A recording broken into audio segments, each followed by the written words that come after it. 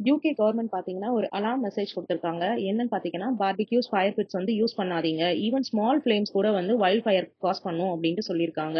ஏன் அப்படின்னா ஒரு ப்ரொலாங்டு ஹீட் அண்ட் ட்ரை வெதர்னால இங்க எல்லாமே வந்து ட்ராட் கண்டிஷனுக்கு போயிடுச்சு. So farmland, woodland, open space எல்லாமே ரொம்ப வனரபிளா இருக்கு ஃபயருக்கு.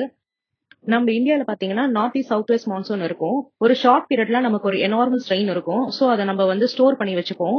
பட் ஆனா இங்க யூகேல பாத்தீங்கன்னா வந்து எனார்மஸ் ரெயின் இருக்குமானா இல்ல, ஸ்லோ ரெயினா இருக்கும். But frequent rain through out the year இருக்கும்.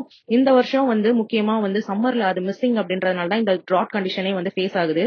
மழை மட்டும் தான் ரீசனா அப்படின்னு கேட்டீங்கன்னா கிடையாது. ஹை டெம்பரேச்சரும் இங்க ஒரு ரீசனா கன்சிடர் பண்றாங்க. ஏன் அப்படின்னா வந்து கிளைமேட் சேஞ்ச்னால ஒரு ஹை டெம்பரேச்சர் வந்து இந்த ட்ராட் கண்டிஷன் வந்து ஃபேஸ் பண்ணியிருக்காங்க. அது மட்டும் இல்லாம ஒரு சின்ன ஒரு கிராஸ்ல வந்து ஒரு லைட்டா ஒரு ஃபயர் ஆச்சுன்னா கூட இங்க காத்து வீசுறதுனால ரொம்ப ஈஸியா அந்த ஃபயர் வந்து ஸ்ப்ரெட் ஆயிடுது. லாஸ்டா வந்து யூகேல வந்து ட்ராட் கண்டிஷன் எப்போ வந்துச்சுன்னா 1976ல. அதுதான் இருக்கிறதுலே ஒரு லாங் ட்ராட் பீரியட். அதுக்கப்புறம் இப்பதான் யூகேல வந்து ஃபேஸ் பண்றாங்க.